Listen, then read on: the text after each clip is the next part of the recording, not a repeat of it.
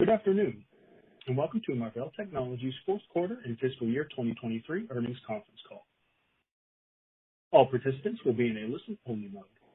And should you need any assistance during the call, please signal a conference specialist by pressing the star key followed by 0. After today's presentation, there will be an opportunity to ask questions. And please note that this event is being recorded today. I would now like to turn the conference over to Mr. Ashish Saran, Senior Vice President of Investor Relations. Please go ahead, sir.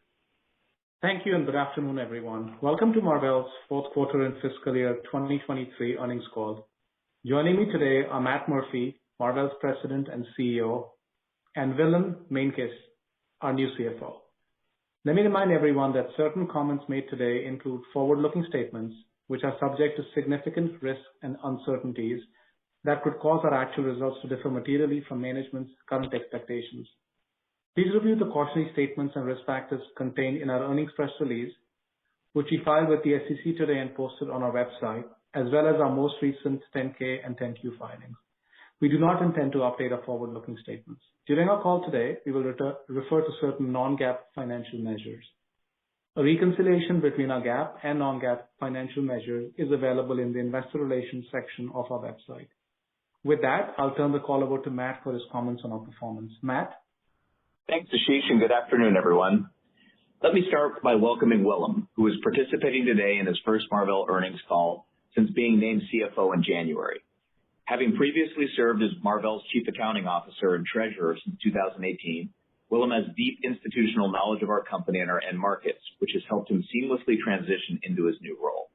I look forward to partnering with him as we continue to execute on the many opportunities in front of us. Turning to our business results for the fourth quarter of fiscal 2023. Revenue was $1.42 billion, growing 6% year over year, above the midpoint of guidance, with better than expected results from our data center end market. Sequentially, as our customers dealt with a broad-based inventory correction, revenue declined by 8%, with the majority of the reduction coming from storage products within our data center end market. The rest of our end markets held up relatively well in a worsening macroeconomic environment. Revenue grew sequentially in carrier, consumer, and auto industrial, and declined slightly in enterprise networking. Looking ahead to the first quarter, the inventory correction that we described last quarter has continued to impact near-term demand, along with typical seasonality for some of our products. As a result, at the midpoint of guidance, we are expecting consolidated revenue to decline by 8% sequentially and 10% year over year. In addition, coming out of the supply crunch, broadening inventory corrections are creating an unusual revenue mix. In the first quarter, we expect storage to decline further and inventory correction to spread to a number of additional areas I will discuss later. At the same time, we are forecasting very strong sequential growth in revenue from 5G and a number of custom ASICs, but these have gross margins well below Marvell's corporate average. As a result, we expect a challenging gross margin outlook for the next few quarters. However, we are confident that once we emerge from the inventory digestion phase into a more normalized environment, we will be well positioned for our gross margins to recover. Willem will discuss our expectations in his prepared remarks. Let me move on now to discussing our end markets, starting with data center. In our data center end market, revenue for the fourth quarter was $498 million, declining 13% year over year and 21% sequentially. Revenue was higher than anticipated, driven by better than expected results primarily from our PAM DSPs and data center switches. As expected, our storage business was responsible for the bulk of the overall sequential decline in our data center revenue. Our results reflect a deceleration in the data center end market and the beginning of efforts by our customers to adjust their inventory to respond to a more challenging market conditions. We are expecting this trend to continue and are projecting lower demand to impact multiple data center products. As a result, we expect revenue in the first quarter from our data center end market to decline in the mid-teens sequentially on a percentage basis. We project data center storage to decline again sequentially in the first quarter across HDD, SSD, and fiber channel, and also expect to see inventory adjustments to a lesser degree broadly impact the rest of our data center products. Slowdown in spending signaled this year by multiple large data center customers is also impacting the timing of the ramp of our cloud-optimized design wins. Our key design win projects remain intact, but the start of production for some of these programs is being delayed. As a result, the revenue ramp has shifted out by a couple of quarters compared to prior projections. Our lifetime revenue expectations from these design wins remain in the same range as previously communicated. While we work through the near-term dynamics in the data center, we remain confident in the growth outlook for this end market. We are seeing data center customers prioritizing key growth areas such as AI and ML, with potentially much larger investment over the next few years. Our relationship with Tier 1 cloud customers has continued to deepen as we engage with their architects on helping solve their most pressing challenges in their next-generation data centers with optimized customer-specific solutions. One key example is the collaboration we announced with Amazon Web Services intended to enable cloud-first silicon design, extending the long-standing relationship between our companies. Marvell is a strategic supplier to AWS, delivering cloud-optimized silicon that helps meet the infrastructure needs of AWS customers, including the delivery of electro-optics, networking, security, storage, and custom-designed solutions addressing multiple critical applications. We believe Marvell's leadership in essential silicon technologies helps AWS push the boundaries of data center performance, essential for driving their long-term growth. Earlier today, we announced our new Nova optical DSPs and Teralynx 10 switches for next-generation data center networks.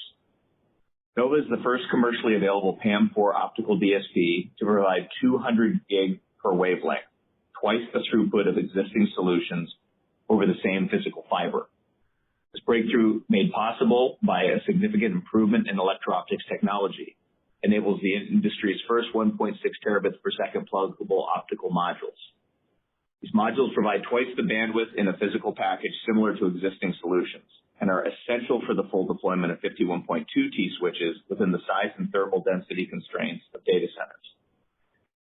The higher performance enabled by this new 200 gig 5 nanometer PAM DSP helps to extend the lead in electro-optics Inphi established in driving the market from 25 gig NRZ, 50 gig PAM to 100 gig PAM. The Nova platform provides a complete 1.6T solution, including DSPs, TIAs, and drivers to the optical module ecosystem, reinforcing our expectations that pluggables will continue to remain the backbone of high-speed optical networking within data centers for the foreseeable future. Teralynx 10, a 5 nanometer programmable 51.2 terabit second solution, marks the latest in a series of cloud-optimized, low-latency, high-bandwidth switches designed for use in leaf and spine architectures. The switch was designed in close collaboration with leading cloud customers, and Teralynx 10 together with Nova creates a full platform to enable the next leap in bandwidth for cloud data centers. This is a tangible realization of the benefit of combining Marvell, Inphi, and Innovium into a single entity focused on data infrastructure. This combination of 51.2T switches with 1.6T optics enables a quadrupling in bandwidth versus existing solutions. This significant breakthrough in capacity at a lower power and cost per bit will be a compelling TCO driver for customers to viably upgrade their networks to support the large increase in bandwidth they need for AI and other applications. For customers, the co-deployment of Nova-based pluggable modules and Teralynx 10 switches should reduce their risk and accelerate time to market. And when combined with Marvell's extensive verification and interoperability testing, should also minimize their work in transitioning to a new technology. Turning to our carrier infrastructure end market, revenue for the fourth quarter was $275 million, growing 14% year over year and 1% sequentially. Marvell's wireless and wired businesses drove strong year-on-year growth. We saw strong demand for our wireless products as 5G adoption continued to expand. Our wired business benefited from carrier backbone bandwidth upgrades that accelerated during the pandemic. At Mobile World Congress, we announced our next generation 5 nanometer Octeon Fusion 10 baseband processor. This customizable wireless platform has been adopted by leading base station OEMs to provide comprehensive inline layer 1 acceleration. This new processor, along with our previously announced Octeon 10 DPU, provides a complete processing platform for 5G baseband, transport, and massive MIMO. At MWC, we continue to see strong interest from multiple customers and partners for our latest generation of 5G products for both conventional and cloud-based architectures.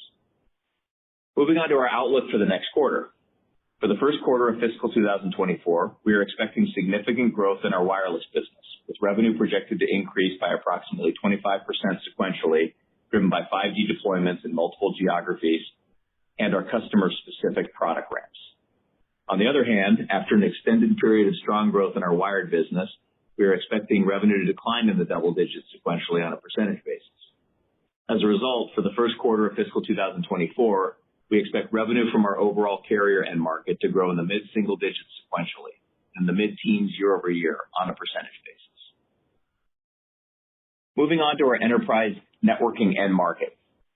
Revenue for the fourth quarter was $366 million, with a strong 39% year-over-year growth, driven primarily by higher content and growing share of our merchant products, which drove the vast majority of our revenue in this end market in fiscal 2023. Sequentially, our revenue declined by 3% as we started to decrease channel inventory of our run rate merchant products, including further reductions in China. This was partially offset by growth in custom ASICs. Looking ahead to the first quarter of fiscal 2024, we are planning for additional reduction in channel and customer inventory of our merchant products and enterprise networking. However, we expect a strong ramp in custom ASICs to partially offset this decline. As a result, we project our overall enterprise networking revenue to decline in the high single digits sequentially, while year-over-year growth is projected to remain strong in the high teens on a percentage basis. Turning to our automotive and industrial end market, revenue in the fourth quarter grew 25% year-over-year to $99 million. Sequential revenue growth accelerated to 18% as supply improved. Looking to the first quarter of fiscal 2024, we project continued sequential growth from our auto business to be more than offset by a decline in our industrial business. Year-over-year, we expect our auto business to continue strong growth of over 30%, offset by a decline from our industrial business. As a result, for our overall auto and industrial end market, we expect revenue to decline approximately 10% sequentially and be flat to up slightly year-over-year. Moving on to our consumer end market. Revenue for the fourth quarter was $180 million, declining 3% year-over-year and growing 1% sequentially. Revenue from our consumer SSD controllers continued to grow, while we saw declines in legacy printer ASICs and HDD controllers. Looking ahead to the first quarter, which tends to be seasonally softer in the consumer end market, we are forecasting revenue to decline sequentially by approximately 10%. In summary, fiscal 2023 was a very strong year for Marvell, with revenue growing 33% year-over-year to $5.9 billion, well above the industry and our long-term target model. Revenue from cloud grew approximately 50% year-over-year.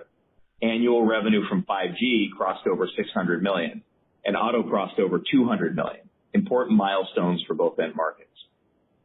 During fiscal 2023, the first full year following the acquisition of Innovium, we drove a significant ramp in our data center switch revenue as a combined team. The Inphi portfolio continued to fire on all cylinders, with a strong ramp of our 800 gig PAM4 DSPs and 400ZR data center interconnect products. We completed the acquisition of Tanzanite to accelerate our organic CXL development. Our enterprise networking business had a tremendous year, with revenue growing 51% year-over-year, reflecting the significant share and content gains we have driven over the last 2 years. Through this period of rapid growth, we scaled the company in a thoughtful manner, with non-GAAP OpEx growing 20% year-over-year, well below the 33% growth in revenue. Following another strong year for design wins, our opportunity funnel continues to expand, with many large sockets that we believe Marvell is well positioned to win. While the broader semiconductor industry, including Marvell, is dealing with near-term headwinds, we are confident in our ability to weather this cycle and continue to execute over the long term. We remain laser-focused on capital allocation and improving efficiency. We are evaluating our customers' latest plans, assessing our level of investment across the portfolio, and redirecting resources to our best opportunities. As a result, we expect to reduce our OpEx in the second half of fiscal 2024. Over the long term, our prospects remain compelling. We have conviction in our plan, and we will continue to invest to support our strategy. As fiscal 2024 progresses, we expect the headwinds from inventory digestion will begin to subside, and mix will improve as demand patterns normalize. While storage has been impacted the most from inventory digestion, we are encouraged to see that customers have started to reduce their finished goods stock, clearing the path for a recovery. Revenue from OEM customers in China has declined to less than 10% of total company revenue, but as China reopens, we expect demand will recover and become a tailwind. In fiscal 2024, we expect data center switching and 400ZR will continue to grow, and revenue from our cloud-optimized silicon programs start to layer in. In addition, we project our 5G and auto end markets will continue to grow in fiscal 2024. As a result, for overall Marvell, we expect revenue to start growing in the second quarter and gather momentum in the second half of the fiscal year. Longer term, we are confident that our focus on data infrastructure and exposure to diversified end markets with secular growth positions us well for the future. In our wireless end market, we expect content gains to layer in as 5G adoption continues worldwide. Our automotive opportunity continues to grow, and we see a path to growing revenue to over $500 million annually over the next few years. In data center, we expect to open up new revenue streams from emerging CXL and AEC opportunities. We expect generative AI to drive a massive transformation in data center architecture. We see a bigger opportunity for cloud-optimized silicon for custom compute, a trend we have extensively discussed over the last couple of years. In addition to compute, the level of scaling in these generative models requires a significant innovation and technology leadership in networking infrastructure to interconnect AI supercomputers. This requires ultra-high bandwidth links with low latency and sufficient reach. Minimizing energy expended to move the massive amounts of data in these platforms is another important criteria. We believe these requirements are best met by high-speed optical connections. Last year, we launched the industry's first 800 gig PAM DSP and saw a huge ramp driven almost exclusively by AI applications. Our PAM DSP revenue from AI in fiscal 2023 more than quadrupled from the prior year. As AI models continue to grow in complexity, we expect that they will require more and more low latency bandwidth. Earlier today, we announced the industry's first 1.6 terabits per second PAM platform, enabling a further doubling of bandwidth within the AI cluster. As investment in AI accelerates, we see this as a new growth engine for our electro-optics portfolio. As you have often heard me say, our employees are Marvell's greatest resource. The culture they have built is the foundation of our ongoing success. In January, Glassdoor named Marvell as one of the top 100 best places to work in the U.S. for 2023. We are in the second highest ranking among semiconductor companies. In February, we were honored to receive the Great Place to Work certification.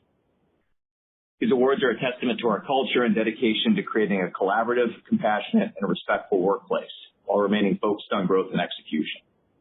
Thank our entire team for their contributions to Marvell to enable us to develop leading-edge essential technology that helps power the world's data infrastructure. With that, I'll turn the call over to Willem for more detail on our recent results and outlook. Thanks, Matt, and good afternoon, everyone. Let me start with a summary of our fiscal year 2023 results. Marvell's revenue grew significantly by 33% year-on-year to a record $5.92 billion. GAAP gross margin was 50.5%, and GAAP loss per diluted share was 19 cents. Our non-GAAP gross margin was 64.5%. Our GAAP operating margin was 4%. Non-GAAP operating margin expanded to 35.5%. Non-GAAP earnings per diluted share grew 35% year-on-year to $2.12. We returned $319 million to shareholders through dividends and buybacks. Moving on to our financial results for the fourth quarter. Revenue in the fourth quarter was $1.419 billion, exceeding the midpoint of our guidance, growing 6% year-over-year and declining 8% sequentially. Data center was our largest end market, driving 35% of our total revenue. Enterprise networking was the next largest with 26% of total revenue, followed by carrier infrastructure at 19%, consumer at 13%, and auto industrial at 7%. GAAP gross margin was 47.5%. Non-GAAP gross margin was 63.5%, 50 basis points below forecast, primarily due to a change in revenue mix within certain end markets compared to our guidance. GAAP operating expenses were $650 million, including share-based compensation, amortization of acquired intangible assets, legal settlements, and acquisition-related costs. Non-GAAP operating expenses were $431 million. GAAP operating margin was 1.6%. Non-GAAP operating margin was 33.1%. For the fourth quarter, GAAP loss per diluted share was $0.02. Non-GAAP income per diluted share was $0.46 at the midpoint of guidance. Now, turning to our balance sheet and cash flow. During the quarter, cash flow from operations was $352 million.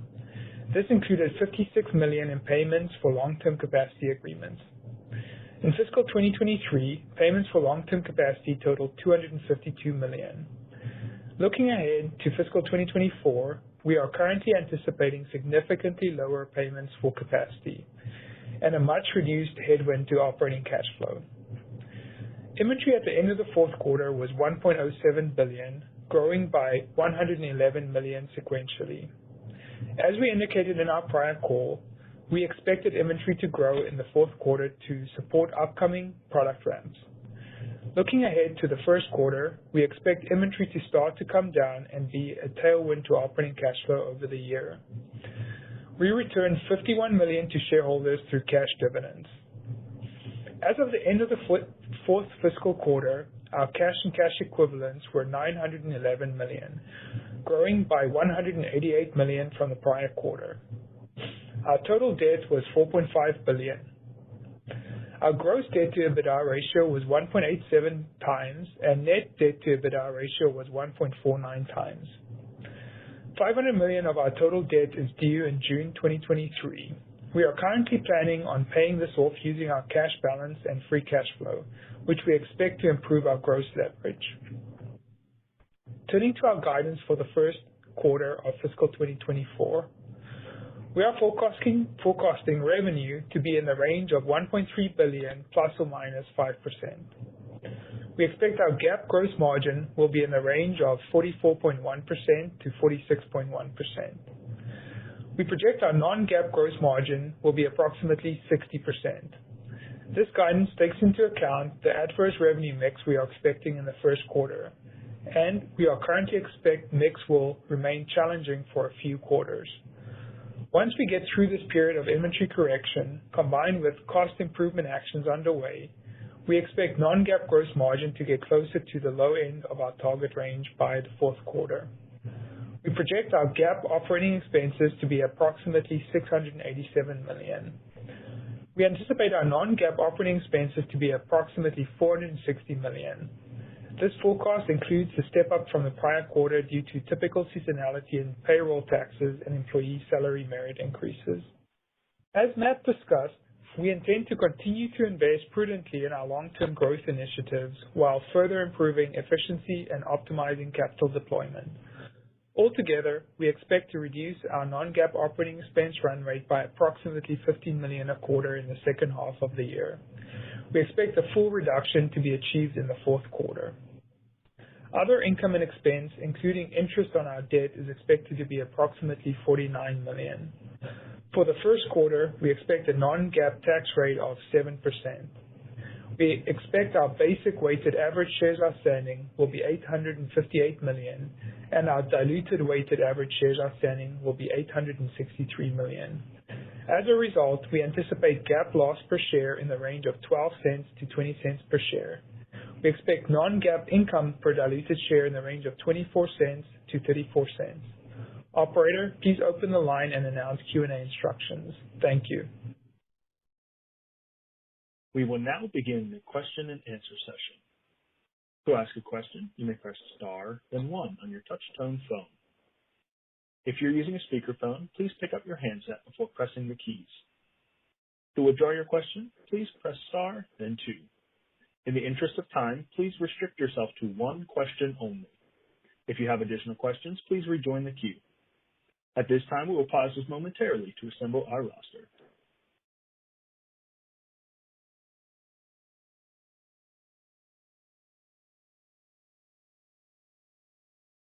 And our first question will come from Ross Seymour with Deutsche Bank. Please go ahead. Hi, guys. Thanks for letting me ask a question. Matt, I just wanted to ask about the general business conditions. In the last quarter, you talked about, and in the October quarter, you said that things were weakening towards the end of the quarter and then throughout the January quarter. Can you talk about the linearity of demand, whether it be by end markets and or geographies as you go through the end of the January quarter and thus far into the April quarter? Yeah, thanks, Ross, for the question.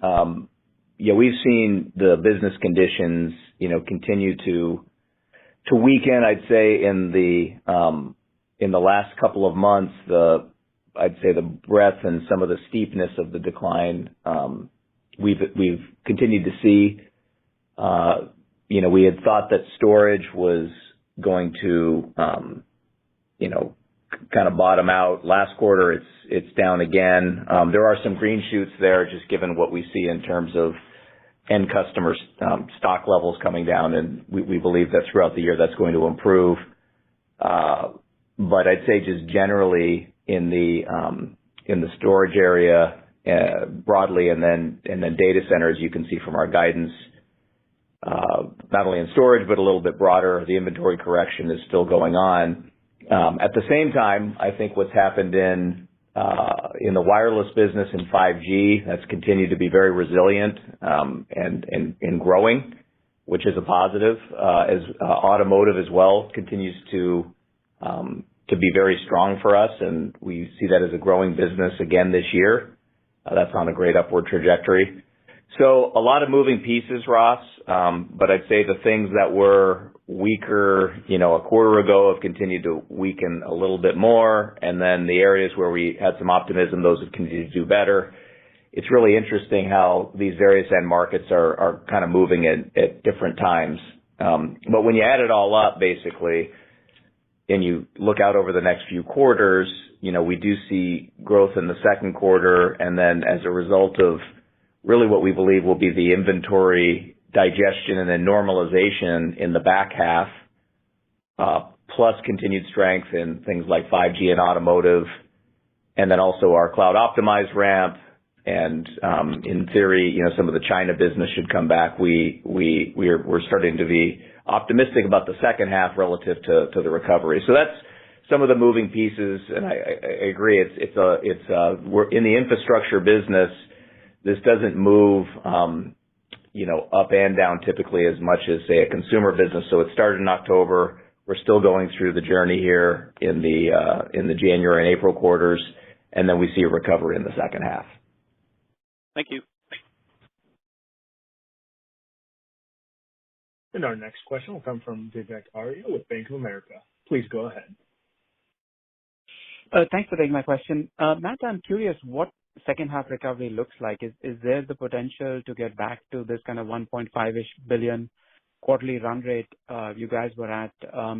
And then as part of that, I'm also curious to know what should be the updated view on this 400 and 800 million in cloud optimized silicon. And the one thing that I think Willem mentioned, that you will only be able to get to the lower end of the gross margin range. I'm a little confused that if there is the recovery, then why would you be at the lower end of the gross margin range? So kind of related questions. Thank you. Sure. Yeah. No, no problem, Vivek. We'll treat it as one integrated question. So let me start with the cloud optimized ramp. As I said in my prepared remarks, and you can see sort of what's happening in the data center area. There is some delay and there's some prioritization within those companies on how they're going to deploy. We feel very good overall about the programs and the lifetime revenue of those programs, but they have in aggregate shifted out by a couple of quarters. So if you just assume that the plan for 400 this year was more back-end loaded as those ramped, then the effect of that pushing out by a couple of quarters, we think it probably takes it down by about half we don't know quite yet exactly, but just to give you big round numbers, I think that's a safe assumption for now. The other question was around, what does the second half recovery look like? I think it's too early to call it specifically at this point. I mean, we're still seeing a lot of volatility in the business, as you can see from our first quarter guide. But when we step back and look at it from 30,000 feet, and we also take the broad indicators from our customers, we do expect it, as we said, to start growing from Q2 and beyond. The question is, how big is the recovery and what comes back? So it's a little bit hard to call precisely where that's going to be at this juncture. And then on gross margins, again, it really comes down to the mix. Historically, if you look, the company's actually had pretty stable gross margins. I mean, they've moved around a little bit, but in general, that's been a fairly predictable thing. You can see, based on this downturn we're going through, just the volatility that's come in relative to the mix. So we see that improving in the second half. Again, I think it's too early to call the exact trajectory. So just in the abundance of being prudent here, we're calling it, getting up to the lower end of the range. But again, it's highly dependent on mix, product ramps, and what the end markets do. This is the best we know at this time. Thank you, Matt. Yep. Our next question will come from Toshiya Hari with Goldman Sachs. Please go ahead.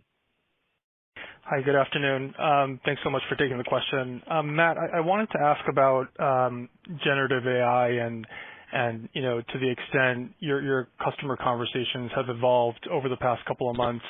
You talked about the cloud optimized opportunity being pushed out, but have you sensed any change in customer pull as it relates to AI? You talked about your exposure in compute and networking. You also talked about your PAM DSP business, specifically in AI, quadrupling last year. Curious how you're thinking about that business in fiscal 24. Thank you. Sure. Yeah, I think as we said in the prepared remarks, the impact of generative AI and the buzz around that is a real positive for Marvell. The ramp on our 800 gig products really over the last few years was driven by AI clusters and AI applications. So that's gone very, very well, and we see a tailwind there over time on our optics business. I'd also note we just announced today our 1.6 terabit per second product, which also has native 200 gig per lane I/O. That's a real product that's sampling, and it's going to go into production, we believe, sometime next year. And again, the big pull there will be because of the doubling of the bandwidth, another ramp for us relative to AI. So that under the hood, despite a lot of the chop in the other businesses, has been a real bright spot for us, and we're very encouraged on that outlook. And then in addition, some of these systems for AI clusters are going to data centers are going to have to get re-architected, quite frankly, and we think that's also going to drive the need for cloud optimized silicon as well, to complement the GPUs that are used, as well as the optics. So I think there's a broader opportunity here for sure. I think this is a very bright spot for us in the cloud, and I think it's evolving very quickly. Thank you. Keith, did you want to add anything to that? No, I think the other thing I'd add is, I think we're already starting to see requests from cloud customers to really accelerate the availability of our next-gen products, right? I think we've seen a distinct change in tone, I would say, over the last quarter or two, where we introduced our 1.60 as an example.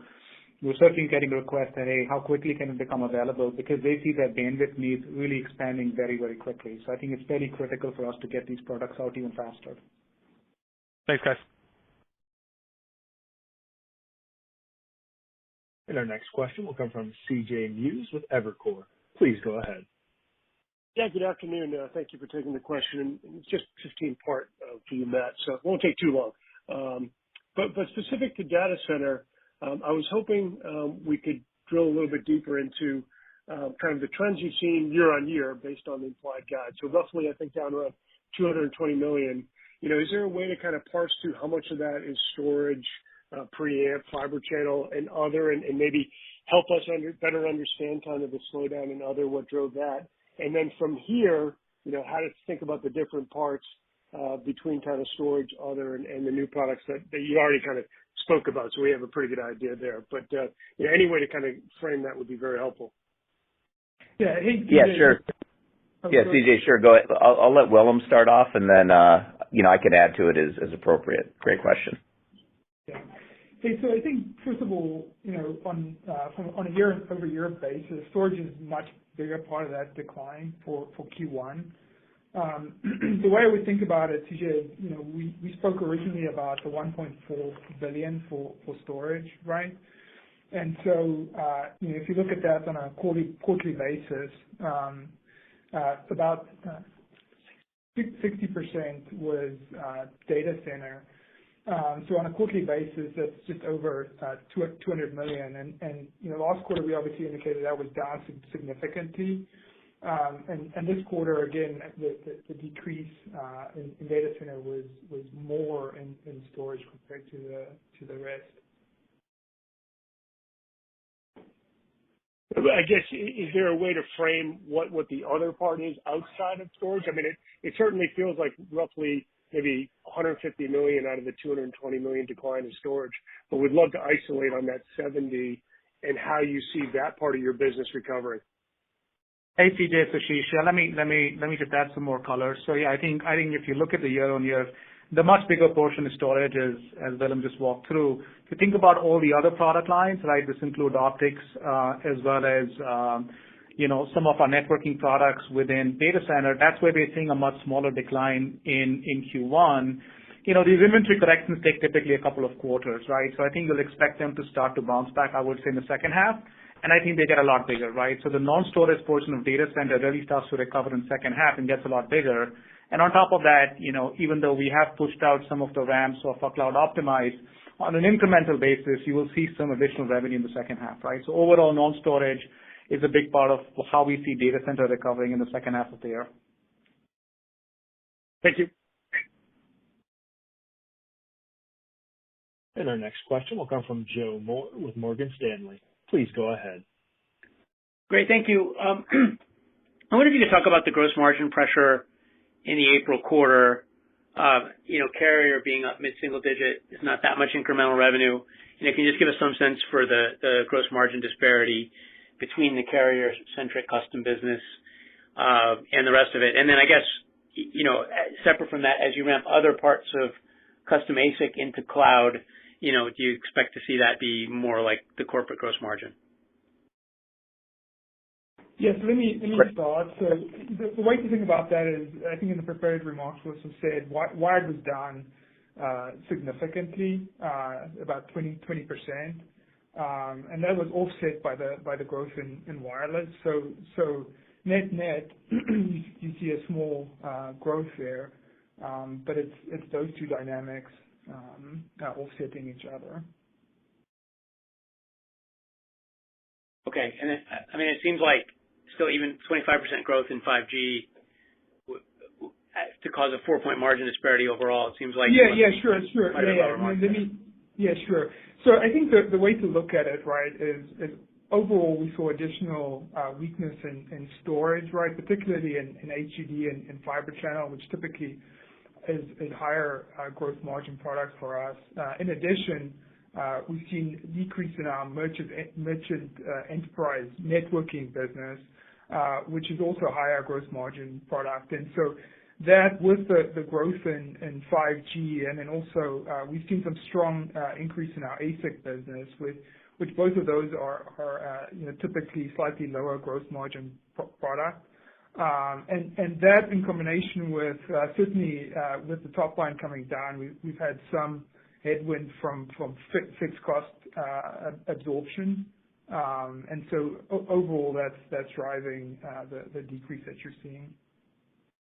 Okay. Hey, Joe. Yeah, let me add a couple things because it's a very good question. So first, fully agree with everything Willem said and the way he characterized it, which is fundamentally that we had some, accretive to gross margin product lines, declined fairly significantly and fairly rapidly. And at the same time, we're seeing strong growth in product lines that are less than the corporate average, and it's moved the gross margin, much more significantly than anything we've experienced in some time. And maybe just to take it from the top on a bigger picture for a second, our custom business, came from the purchase of Avera back in 2019, and we knew at that time that was going to be a lower gross margin business, and that was fine. And it's actually grown really well. The team has executed well. It's been a great growth driver for us. And we've been able to and in fact, if you look, it's probably grown faster than the overall, Marvell portfolio. But at the same time, call it from 2020 to now, we've actually been able to increase and drive Marvell's gross margins up over that time frame. So we've had, a balanced portfolio of different product lines and diversified product lines that have a wide range of gross margins that blend to something that's been very, very healthy and in general been very predictable. What was the change was really the steepness and the breadth of the inventory correction we're dealing with. And so you have these growth drivers that are still kicking in on ASIC, and then also carrier, as you point out, has always been a lower gross margin business for us. We've been very transparent about that. Those are actually continuing to grow through this cycle quite significantly. And then again, our highest margin product lines for various reasons, whether it's channel inventory correction or just customers doing their own inventory burn, those have come down a lot. So that's why we think, and we look at the numbers, over the next few quarters, that should start to normalize again. So I hope that's helpful to provide both the detail and then the bigger picture, Joe. That is. Thank you. Yep. And our next question will come from Matt Ramsey with Cohen. Please go ahead. Thank you very much, guys. Good afternoon. Matt, you guys talked about maybe the change in timing and the push out a bit of the cloud optimized $400 million for this year. But when you look into next year, that $800 million that you guys have talked about for a while is it's obviously not just one customer and one program, right? And all of these hyperscale folks are going through different architecture changes, periods of digestion, and there's a number of words probably to characterize it. So I guess what I'm trying to get at is if things are delayed a couple of quarters in the early ramp of early programs, how are you thinking about that $800 million next year? Are there some programs that are pushed a bit, some that are still on time? And maybe you could just maybe walk through some of that dynamic. And then just a real quick clarification on a question that Joe asked. As we ramp these cloud optimized solutions, are those going to be accretive to gross margins specifically? And maybe you could address that a bit. Thank you. Sure. So for next year, I'd say my high level answer is it's too early to call. And you kind of nailed it. I mean, some of the programs are tracking as we thought. Some even might be a little bit ahead. Some have pushed out more than we thought. So the net effect for this year, we're just trying to call it as we see it today on the shift. Now for next year, I don't know that it just keeps sliding. I think some of these are going to ramp at their own pace, and quite frankly, it's too early to call it and to understand, what's going to happen, 4 or 5 quarters from now, given how much is changing in the near term. I guess I'm reticent to try to provide any more precision there. I mean, I think if you want to be conservative, you could just sort of keep shifting it out a little bit, but I think there's still a call option for growth for Marvell next year in this area. But we have to see how these programs play out. And I think on the question of the margins, it really depends on the program. They're not all the same, and some are more custom in nature. That would be more traditional profile. Some are higher, but we still see the blend for the overall company, returning back to its, towards the low end of the range this year, and then we're going to keep driving it towards our long-term model in the next year. So, at this point, I think it's too early to call and kind of infer what the gross margins of those programs would be, and then when they ramp versus what's going to happen next year. So as we get through the year, I think, Matt, we can give you more precision on that. But we're not changing our long-term growth model at this point in terms of the financial model, whether it's gross margins or long-term revenue growth and operating margin. Thanks, Matt. I appreciate the call. Yep. Our next question comes from Tore Svanberg with Stifel. Please go ahead. Yes, good afternoon. This is Jeremy Kong for Tori. I guess I want to focus in a little bit on the custom silicon. It sounds like, this business has proven more resilient than other areas of the data center. Is this a function of, the nature of those programs and the NRE investments your customers have made? And maybe you get better visibility into true end demand? And also, is this resiliency reflected in some of your ongoing current custom programs? Maybe more specifically, comparing the push-outs here relative to the rest of the data center business. Sure. A couple of things that are going on. I think, as I said, one, because that business and team has done really well in terms of overall ASIC growth, those programs tend to still be ramping. So there's not a lot of inventory that's been built, that's been part of the growth. So that would explain some of it. But I'd also note that the breadth of the engagements we have, in this traditional custom area are data center, but they're also in carrier and they're also in enterprise. And so, as Willem indicated, even within the enterprise segment, we've had some mix shift there just with the traditional merchant products, which are much higher gross margin coming down, and then some of the ASIC stuff ramping up. So again, I think this is all gonna get normalized over time, but certainly because of the growth in that area, it's proven to be very resilient. And I think some of it is maybe because, sure, we've got an NRE. You get. I think there's just historically that team has had that type of business has been one that's been, I think, a little bit easier to plan. It seems to be a little bit more predictable. I don't know, but I think in general it's mostly because they're new programs ramping. And can you talk about the push-outs here relative to the other segments? Have there been any significant changes there? Sorry, say that again.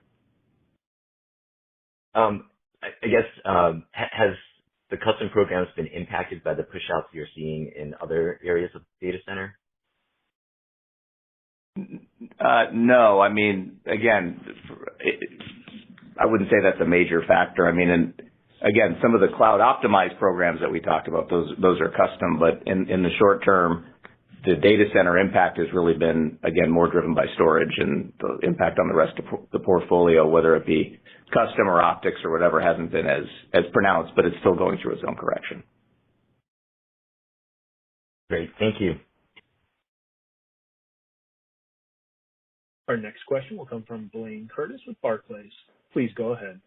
Hey, thanks for asking my question. I just wanted to go back to, I just want to understand what your message is on data center. So the hard drive is more of a correction, inventory correction at your customer. What are you seeing from just overall data center? Because I thought the message last quarter was, the PAM business and switching were actually kind of okay. So I guess when you were talking about cloud optimized pushing out and you said data center is softer, I'm trying to understand how those two relate, I guess. And then you mentioned architecture changes. If you could just elaborate a little more. I'm still kind of confused what you're saying on data center and why that's delaying the cloud ramp. Sure. Maybe I'll break it into two pieces. So let's go back to because I think there's two separate issues we're talking about. So last quarter, when we signaled the weakness in data center, it was very pronounced in storage. And we also said we were starting to see signs of inventory correction on the rest of the portfolio, but it was more muted.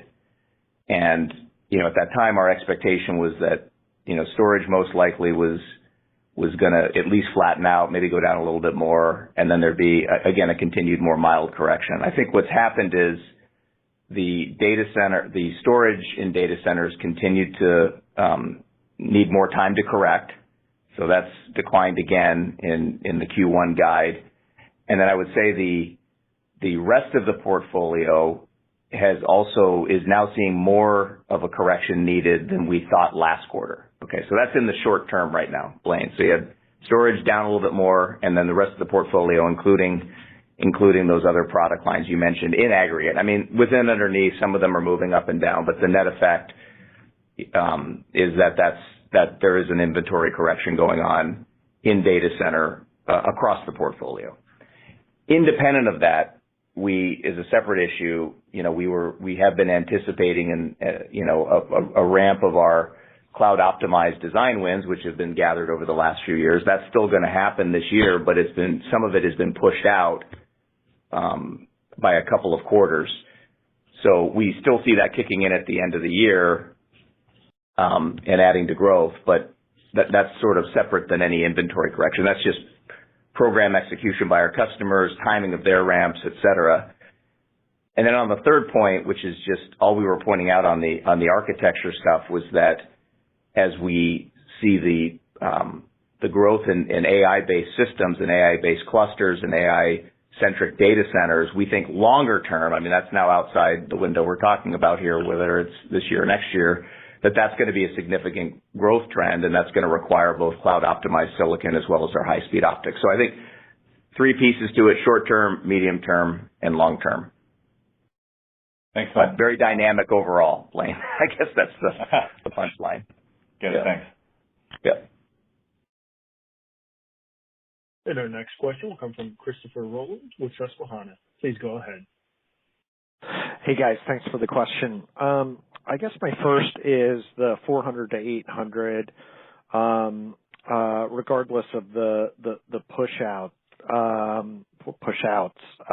Do you have any visibility into the composition, or can you elaborate on the composition of those wins around kind of maybe percentage storage versus network versus compute, and maybe even optics in there as well? Anything else that you can offer? Just any visibility into the composition would be great. Yeah. Hey, Chris. There's a couple challenges there. So one is there's very high level of customer sensitivity on the nature of these programs. These are all NDA based. They don't really want us discussing those. Ideally over time, maybe we can get something more public out there, but until my customers give me the go ahead, not going to do it. All I'd say is just in general, maybe just to try to be helpful, it's really not much storage in there. This is really more custom compute, custom networking, accelerators, offload, that type of thing. That would be the bulk of it, I would say, those types of applications. Okay. And as we go along, Chris, I think when we get closer to these product ramps and things, I'm obviously hoping for our investors we can continue to provide more transparency as these things materialize. But it's a bit early to talk about that mix, and I'd prefer to do that as we got closer. Sure. If you didn't like that question, you probably won't like this one. But I always love your questions, Chris. Go ahead. In terms of AI, you talked about networking, you talked about optics there, and that all makes sense. But I was wondering if you had any ability to also provide compute. At one point on your roadmap, you had AI cards. I think you kind of tabled that effort. But yeah, would love to know if you can provide compute into AI. And then the kind of second part of that question is, are you willing to guide beyond the 800? Do you have visibility into, let's say, beyond $1 billion, as it's been some time since you gave that 400 to 800 number? Okay, maybe just real high level answer to both of those. I think on the AI one, I think that is and will be an opportunity for custom and for cloud optimized applications. I think that's a real thing, meaning people will want to use things that are merchant. They'll want to use some of their own special things, and probably in combination. So I think that's an opportunity. That's part of the potential. And then as far as the long-term peak revenue from the wins, the 400, 800, I think we said when we won them, it would keep going, because typically you don't hit peak until many years into the ramp. So with the design wins intact, the 800 becomes larger over time. How big that is, I think it's too early to call, but certainly it would exceed the 800 on an annual basis, just because really that was our view at the time, as a year one, year two ramp would look something like that. Awesome. Thank you, Matt. Yep. And our next question will come from Karl Ackerman with BNP. Please go ahead. Yes, thank you. I wanted to delve into data center, if I could, for a second there. It sounds like some of the softness relates to the rebalancing of optical modules at hyperscalers, and that's more of an industry comment, not just a company-specific comment. But, I guess for Marvell, does that bleed into the July quarter as well? And then, bigger picture, how are you thinking about the 400 gig upgrade cycle for 2023, despite some of the near-term challenges? Does that influence your bigger picture view in terms of 2023 and then it's 2024, given the broad product portfolio that you have to address both 400 gig and 800 gig? Thank you. Yeah, I think at this point, Karl, you're right. I mean, part of the inventory digestion we're seeing is our PAM products that sell to the optical module guys, and that's a business where, again, we're kind of one step back in the supply chain. So we would see that, and we are seeing that and feeling it. When exactly that recovers, which quarter, it's going to happen in the next few quarters. The question is this quarter, next quarter, or the quarter after, but it's in probably that time frame, because the underlying demand is still strong. And then I think your other question was and then of course the headwind we face now becomes a tailwind in the second half, if that's the case. I think your other question, was it on the 400 gig ZR, or was it on the 400 gig inside data center PAM? I guess your broader portfolio on 400 gig and 800 gig, and I guess how you think about the upgrade cycle, because obviously it's soft for the market near term, but how do you think about your portfolio broadly as you think about that upgrade cycle over the next couple of quarters? Thanks. Yeah, I mean, we tend to think of the upgrade cycle as quite frankly, a multi-year rollout, right? We had a very strong year last year, and it's a blend of products, right? From 200, 400, 800 inside data center, 400 ZR between data centers, and now 1.6T announced. So I'd say that the demand and the shift to PAM continues at a very strong rate. Again, we have some inventory correction in the first half. That's more of a module related issue. And again, the slope of the hyperscale cloud guys, revenue growth or CapEx growth kind of dropping, but not declining, just not at the same rate of acceleration. So we think all that works its way through, and, end consumption continues to grow very strongly, last year, this year, and the year after. Thank you. And our next question will come from Quinn Bolton with Needham & Company. Please go ahead. Hey, man, I guess one clarification and then one question. The clarification, just you talked about the growth driven by AI clusters for high-speed optics. Do you guys, are you impartial to whether those AI clusters are connected through Ethernet or InfiniBand? Because I think different hyperscalers have different fabrics for those AI clusters. And my question is, you guys have talked about the growth in PAM.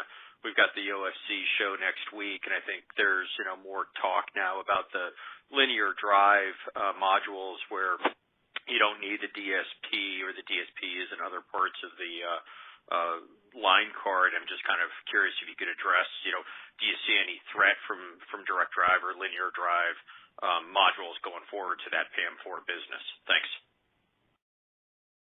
Sure. Yeah. No. It's an exciting time for optics at this point, given we've got OFC coming up next week. Yeah. On the first one, in general, we're agnostic to both of those. We tend to just partner closely with the customers and design, the solutions they need. So it's the fundamental IP that really matters.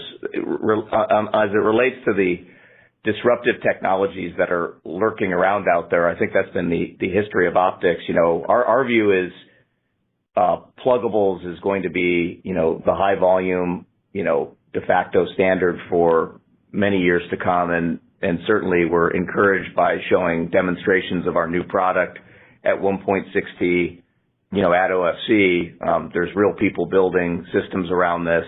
And of course, the ramp last year of 800 gig gives us confidence onto the ramp of 1.6T. So we're paying attention to all of it, Quinn. I would say we've got a really excellent team that understands the trade-offs and understands the various architectures. But right now we feel very confident in our approach and our solution set. And I think coupled with our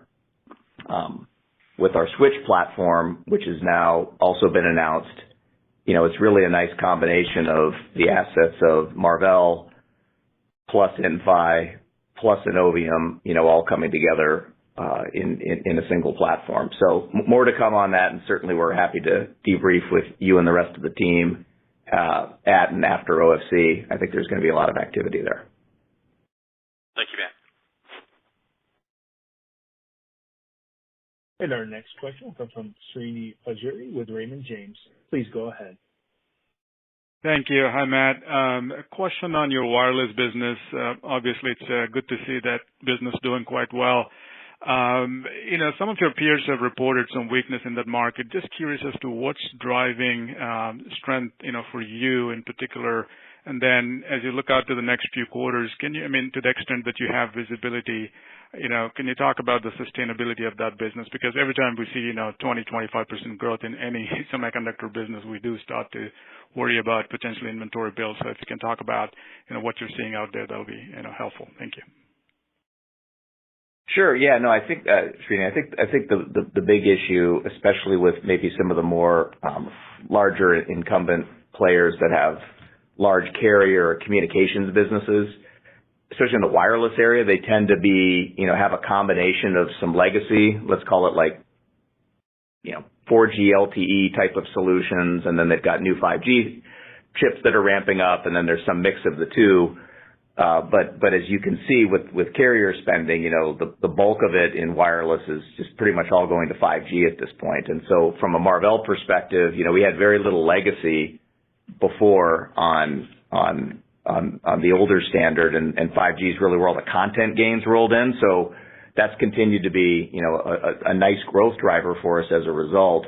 And I'd say on top of that, and you've been around the block enough to see this as well. Carrier tends to be a very lumpy business. So it doesn't really historically ever move in a very linear fashion. It tends to be a little bursty at times, and certainly we're happy with the growth we're seeing, and we think that that's, overall this year is going to be a growth year for us in 5G, but certainly it can be a little bit lumpy. But I would say that this is not something that overall is, this is kind of going according to plan in terms of the designs we won, what the content we could capture would be. And finally, if you just look, and we said it in the prepared remarks, last year we crossed the $600 million mark in 5G, which was a bogey we had set several years ago. We hadn't time-bound it, by the way, like it's going to be in this exact year, this exact 4 quarters. We had left it a little bit open, but we're pretty happy that, really just a few years after we talked about that goal, we were able to achieve it last year. So, there's some bright spots for sure in the Marvell portfolio. 5G is one of them, and obviously automotive is another, and there's some good things going on. We just have to work through the issues in some of the other end markets. And with that, I think, Ashish, is that our last question? Yes, it is, Matt. If you can maybe end with some closing remarks, that'll be great. Yeah, perfect. Well, appreciate everybody's time on the call today. When I look back at our last fiscal year, it was a great success for Marvell. I think and I was reflecting back, looking at where we were back, let's say in 2020, during the pandemic, we were in the process of combining with Inphi, and I sort of look a few years later, and I think in fiscal 23, we, ourselves, Inphi, and also, by the way, the Innovium team we brought in, really everybody executed extremely well. It was very, very strong growth, very strong margins, great growth overall. Certainly we're going through now, after several years of extremely strong growth, a correction in inventory that's more pronounced in some markets than others. We're managing through that very prudently and expeditiously, and doing that also in a partnership model with our customers, to where we're trying to understand their real demand and get back to a point where we're shipping back to real demand. At this point, we believe we're shipping below consumption, of Marvell products. And so we want to get back there. And when we do that, it'll also lead to the increase in recovery back in the gross margin profile. And then we can have all of our new wins that we've gotten and all the hard work our sales team, business unit team has done over the last few years, driving our design win funnel to recognize that growth. So I'd say, despite the short-term issues, we think very long-term at Marvell. Okay. I mean, I'm entering, my 7th year actually about to complete my 7th year as CEO. The prospects for this company are tremendous. We have conviction in our end markets and the long-term opportunity, and the R&D investment that's needed to really execute the programs our customers want to is right in front of us. We have an opportunity, I think, to really reassess and make sure that we're focused and laser focused on the best opportunities. I think we've made capital allocation from day one a strategic priority for Marvell, and I believe we can come through this cycle as a much stronger company with our growth prospects intact, and actually have a better long-term opportunity doing really key programs for our customers with the best ROI. So we're going through that whole process now, as we do always, and I feel very good about the future of the company. So appreciate the time today, everybody, and look forward to catching up post-earnings. The conference has now concluded. Thank you very much for attending today's presentation. You may now disconnect your lines.